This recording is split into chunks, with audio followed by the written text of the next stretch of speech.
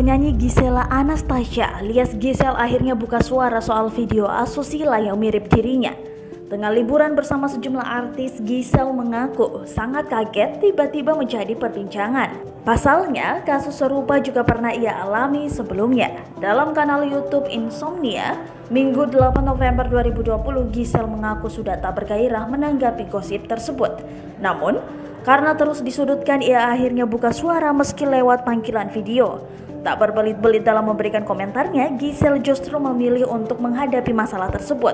Ya udah, kita paling ya udahlah, udah pernah juga, kata Gisel.